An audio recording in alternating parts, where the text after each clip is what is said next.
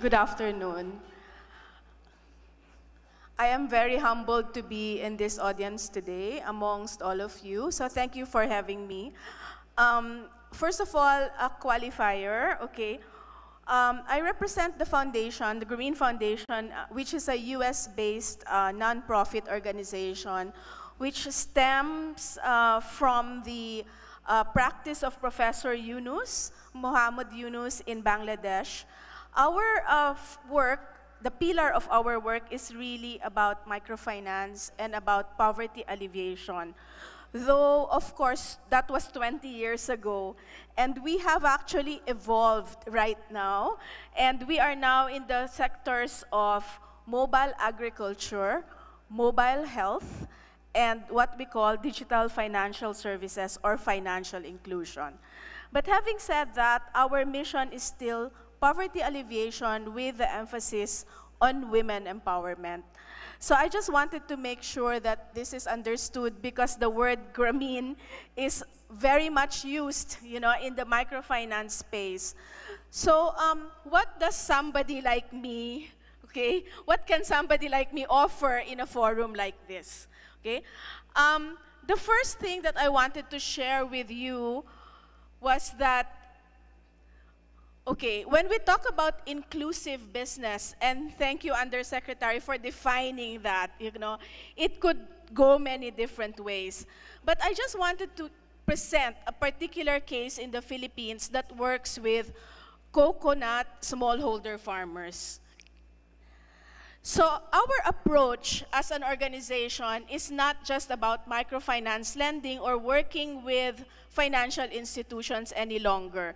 So our approach includes all of this. It includes ICT, it includes what we call the capacity development of frontline workers or your agents. It also includes very much working on the field, iterating the design, not only of technology tools, but also for touch points, for all businesses, whether they're big businesses, small businesses, cooperatives, microfinance institutions, and of course, the end beneficiaries, and in this case, our farmers. So this approach we have used in our global work in Kenya, in Ghana, in Latin America, in the Philippines, in Indonesia. So an example of that would be in the Philippines, okay, we have been working with the Philippine Coconut Authority, with the Franklin Baker Company of the Philippines. We have also been working with People's Bank of Caraga and, of course, Chocolate San Isidro, of which Dante Muico, who was your former panelist, is also engaged with. And in Indonesia, for instance, we are working with Mars, which is a very huge organization, and their suppliers as well as with UTS, certification bodies, Rainforest Alliance. So you get the drill. No more name dropping after that. But I wanted you to get the picture that, when you want to work with poverty alleviation, you can no longer work in a silo. You have to work with a public and a private under public and private partnerships, okay, that will strengthen the business model so that your impact is there even after you exit the program. And that is something that I wanted to stress because a lot of people think that people who work with foundations will run a program and then the program will just die after that. That is no longer the approach that we are taking. So, we had the definition of inclusive business from Undersecretary. I'm going to define what is uninclusive business. So despite being a multi-billion-dollar export industry, our Philippine coconut farmers are among the poorest sectors in the Philippines. Most of you know that. In our study, 60% of the smallholder coconut farmers are living either within or below the poverty line of $2.50 a day. So that's really, really very low.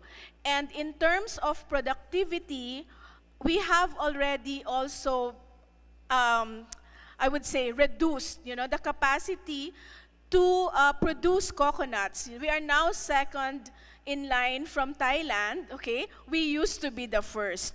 So the reduction of productivity has also been affected by a lot of pests and a lot of diseases as well. So in a nutshell, okay, what are the key barriers that we have seen in our program? Our program is called Farmer Link. I didn't put it here, okay, so that there's no advertisement, but Farmer Link is what we call a global resilience partnership program.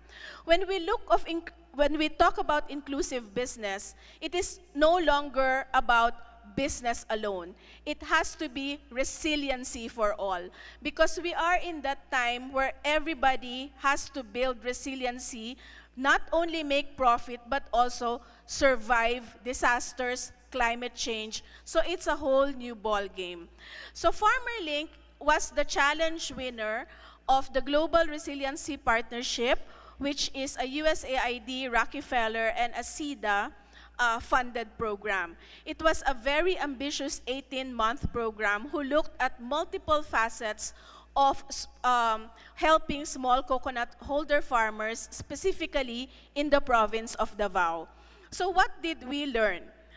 Number one, the lack of quality extension services are still very prevalent. So despite the fact that there are many extension services available, whether it's from PCA, whether it's from our rural banking partner, you know, whoever is, and even the LGU, okay, there are a lot of, you know, incongruency in what we call the extension services. So that one has to be addressed. The second is, of course, limited access to appropriate formal financial services. So when we say appropriate formal financial services, we always think that farmers need credit. But in our study, farmers are already indebted. So credit is not necessarily the answer to their needs. And the third is very low resiliency to climate and disaster risks. About 1 million coconut smallholder farmers are actually debilitated by pests every year. And lastly, of course, limited market access. There is no access to the buyers, and so the role of traders has to be rethought of. I am not going to say that the role of traders is not important. They play an important role, but what is the role that they should be playing and how? That is something that we should be asking ourselves. So what we have learned in a capsule is that the power of public and private consortium is very powerful. So in a short span of 18 months, we were able to register 27,000 smallholder farming families on an early warning system, which allows them to be informed if there is an impending trigger for extreme drought, for pests and diseases. We cannot ignore technology as an enabler. If we did not use mobile tools, we will not be able to do 27,000 in 4 or 5 months. Extension services are still very much needed. Even if you have ICT, the role of human networks cannot be undermined. That is very important. So we spend a lot of time training extension service officers. And knowing your farmer provides the critical head start.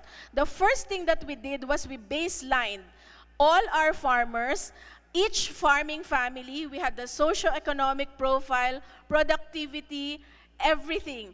We had about 300 data points for each and every smallholder families. So that allowed us to mine the data in different manners. And lastly, farming is a business for all stakeholders, not just for the farmer, but also, of course, for the businesses themselves, as Congressman had spoken, and most importantly, also for the public sector. It is your business, it is also our business, it's everybody's business. And lastly, I would just like to share with you the financial services journey of somebody who is in a farmer link system. So this is from a farmer's perspective. First line is we get their data. We use that for data analysis and client targeting. So a rural bank partner knows, are they indebted? And therefore, if they're indebted, we are no longer going to say credit is the right way to approach this farming family. Maybe it's savings, maybe it's integrated farming, maybe it's micro-entrepreneurship. So the word appropriate is very important. And then we monitor the activity of the agents to make sure that really the service quality is there. We do a farm management plan, which basically shows the farmer what would be their cash flow look alike if they only follow the good agriculture practices and they invest in their farms. And then, of course, there are targeted topics for reinforcement. We have SMS, we have IVR, we have radio and other channels. And lastly, by doing all of this, we are able to build linkages across different stakeholders. So thank you very much.